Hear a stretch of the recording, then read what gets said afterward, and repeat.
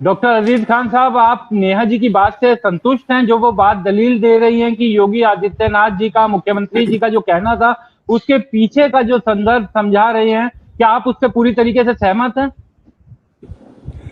देखिए विक्रांत जी, 4.5 साल का कार्यकाल उत्तर प्रदेश में योगी जी का हो गया।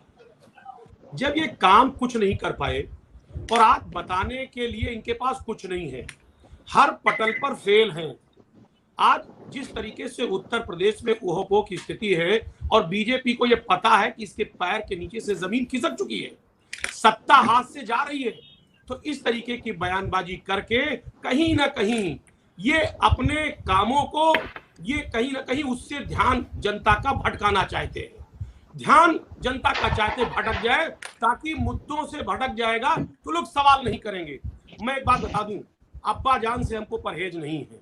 अब्बा जान बहुत ही सम्मानजनक शब्द है, कोई बुराई नहीं है, लेकिन एक ऐसे नेता जो एक खुली किताब है, माननीय नेताजी एक सामाजिक व्यक्ति हैं, और इतना मैं कहना चाहूंगा कि उनके लिए कि वो तो ऐसी किताब है कि मैं तो राहों में हूं मील के पत्थर की तरह। ये नेताजी के ऊपर एक शेर मैं नेहा जी को सुनाना चाहूंगा कि मैं तो राहों में हूं एक मील के पत्थर की तरह, मुझको पढ़ लोगे तो मंजिल का पता पाओगे। साहब वो किताब है नेताजी। उस नेताजी के ऊपर तंज किया जा रहा है, कितनी शर्मिंदगी की बात है। अब्बा जान से परहेज नहीं है, लेकिन आपकी सोच, आपकी विचारधारा कि जिस तरीके से नेताजी के लिए आप एक तंज भरा अंदाज में अब्बा जान, लेकिन तकलीफ इस चीज से है। लेकिन मैं आपको बताऊं, 1 मिनट विक्रांत जी मुझे मौका देने, हाजी ने लंबी बात की है, मैं बताना चाहूंगा कि ये कितना भी मुद्दा, ये कितना भी जनता का ध्यान मुद्दे से भटकाना चाहे, जवाब देना पड़ेगा, हिसाब देना पड़ेगा। जनता हिसाब मांग रही है 4.5 साल के कार्यकाल का। अगर ये नहीं देते हैं तो यकीन मानिए कि जनता में रोष है और बड़े स्तर पर रोष है। विक्रांत जी, नेहा जी आप अजीज खान साहब जी आप मुझे बताइए सर। डॉक्टर साहब, एक चीज ये आपसे जानना चाहूंगा, क्योंकि बीजेपी का साफ ये कहना है कि आप लोगों की सरकारों में जो तुष्टीकरण होता था उसे अब दूर किया जा रहा है, और इसी कारण आप लोगों को लग रहा है कि सांप्रदायिक ध्रुवीकरण हो रहा है, जबकि सबका साथ सबका विकास की राजनीति पर बीजेपी आगे बढ़ रही है, बीजेपी का कहना है। देखिए विक्रांत जी, मैं नेहा जी की बात को बड़ी गंभीरता से सुन रहा था, और बड़ी विद्वान प्रवक्ता है, मैं उनको, मेरे साथ उनका पहले भी डिबेट हुआ है। देखिए आज उनकी बात में वो सब तुष्टीकरण की बात पे नहीं चर्चा हो रही है। अरे साहब, मैं बात करना चाहता हूं विकास की। जरा बताइए आप विकास के बारे में। मैं जानना चाहता हूं कि अभी इन्होंने कई सारे झूठ चीजों को परोसा है। हम कहना चाहते विक्रांत जी कि अगर भारतीय जनता पार्टी से झूठ और धार्मिक उन्माद को माइनस कर दिया जाए, हटा दिया जाए, तो पार्टी के पास आज कुछ नहीं बचा हुआ है। ये कह रहे हैं साहब बड़ा विकास किया, मैं कहना चाह रहा हूं आज विकास में बात कर ले। इन्होंने उत्तर प्रदेश में कहा था 6 एम्स बनाएंगे, कहां है? इन्होंने कहा था केंद्र में 7 साल पहले 75 मेडिकल कॉलेज बनाएंगे, एम्स कहां बनाए? 75 मेडिकल कॉलेज बनाने की बात कही थी, कहां है?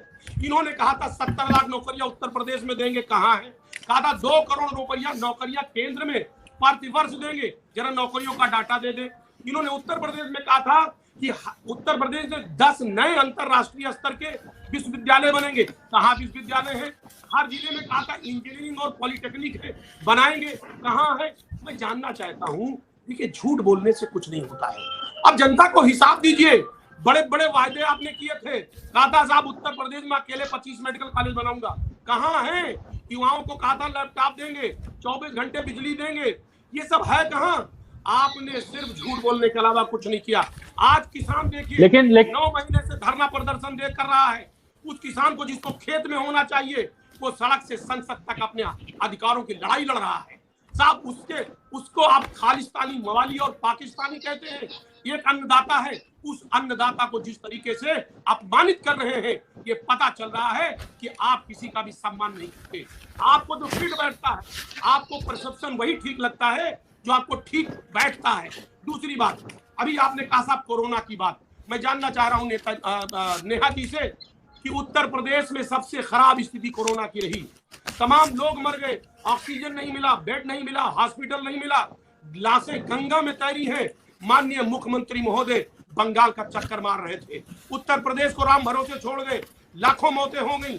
साहब माननीय मोदी जी जिस तरह 17 बार उत्तर उत्तर प्रदेश 17 बार वेस्ट बंगाल में दौरा किया, अगर एक बार भी उत्तर प्रदेश में अपने संसदीय क्षेत्र में आ जाते तो शायद ये लाखों मौतें नहीं होती। सब कौन कौन लोग जिम्मेदार हैं, चाहे वो माननीय योगी जी हो, चाहे माननीय मोदी जी हो, सब जिम्मेदार हैं उत्तर प्रदेश की मौत में। लेकिन आज झूठ का पुलिंदा बांधा जा रहा है। कहा जा रहा है साहब कि कोरोना से लड़ने में हमने बड़ा महान काम किया है। यही महान काम किया है कि आज उत्तर प्रदेश में जितनी मौतें हो गई हैं इसकी जिम्मेदारी आपको लेनी पड़ेगी। रही बात कानून व्यवस्था की, एक आखिरी बात आपसे कहूंगा कि अभी थोड़े दिन पहले एक चैनल ने स्ट्रिंग ऑपरेशन किया।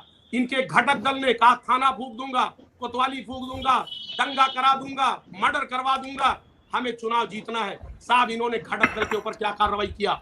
ये दावा करते हैं कि मैंने तमाम माफियाओं के ऊपर तमाम कार्रवाई की। मैं जानना चाहता हूं ये बताएं अपने घटक दल के पर इन्होंने क्या कार्रवाई किया और ये क्या उसके साथ रहेंगे या नहीं रहेंगे? लेकिन है विक्रांत जी, ये कहते कुछ और है, करते कुछ और है, ये इनका चेहरा है।